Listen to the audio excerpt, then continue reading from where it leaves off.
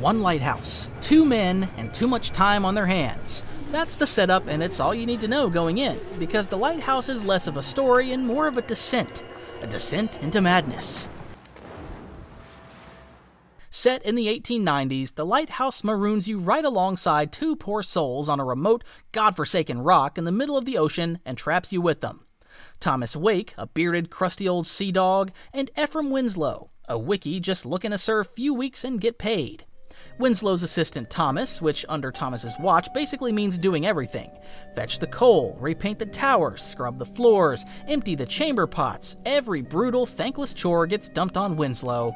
And Thomas? He sits lantern chamber of the lighthouse, basking in its glow like it's sacred. He won't even let Winslow near it.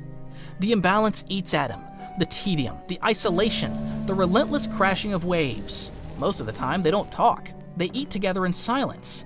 Occasionally, they get drunk and engage in a chaotic mix of drunken revelry, including singing sea shanties, dancing, arguing, and even bare-knuckle fighting.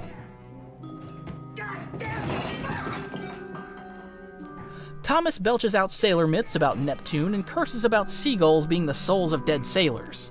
Through it all, Winslow simmers, especially as a one-eyed seagull torments him. It keeps staring at him and taunting him. It's there when he wakes up. It's there when he works. And no matter what he does, the thing won't leave him be.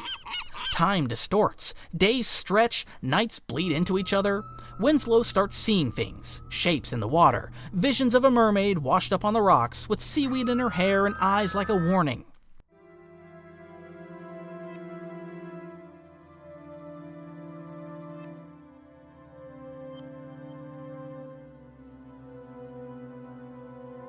She appears in his dreams. Or maybe they aren't dreams. He can't tell anymore, and that's when things really start to break. A storm arrives and the boat meant to relieve them doesn't show. The food spoils. The drinking escalates. What started as frustration boils into madness. They dance together. They fight. They cry. They nearly kiss. They howl at each other like wolves. The truth gets murky. Winslow isn't even his real name.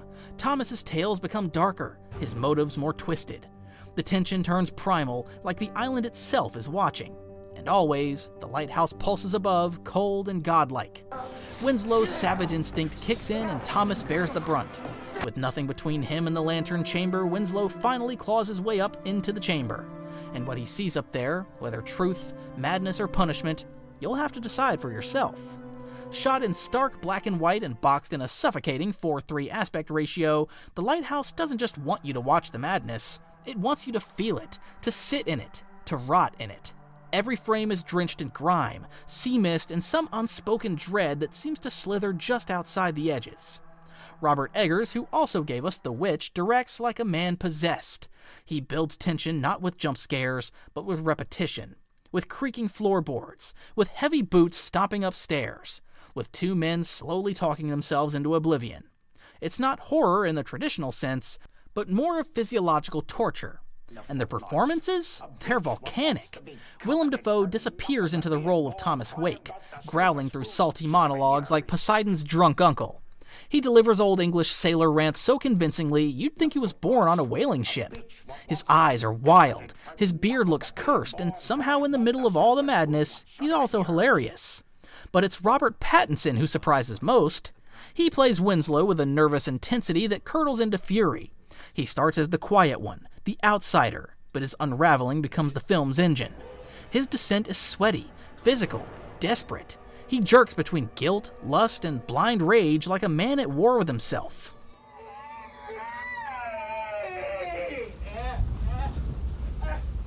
The lighthouse itself becomes a kind of character, a towering cyclopean eye always watching. The light at the top pulses like a siren call, divine, forbidden, maddening. It promises truth, or power, or maybe just a beautiful way to go insane. Mark Corvin's score is more like a haunting industrial groan than music. Horns blare like shipwreck warnings. Silence stretches until it snaps. And the sound design, the sound design is relentless. Foghorns drone like death yawns. Seagulls shriek like cursed souls. The ocean never shuts up.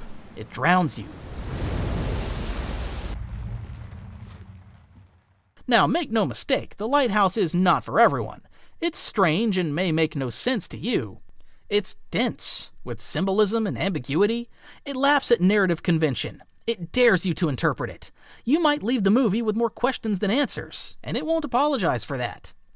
But if you're into bold, blistering filmmaking where every moment feels cursed and sacred at the same time, this is a masterclass. It's bleak, brilliant, and a little bit disgusting, kind of like Cabin Fever set to poetry.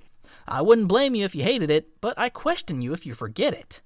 I'll give The Lighthouse a delirious 4.5 out of 5, for its performances, craft, and sheer commitment to its own twisted vision, and also because I'm afraid if I rate it any lower, a seagull might show up and peck out my soul.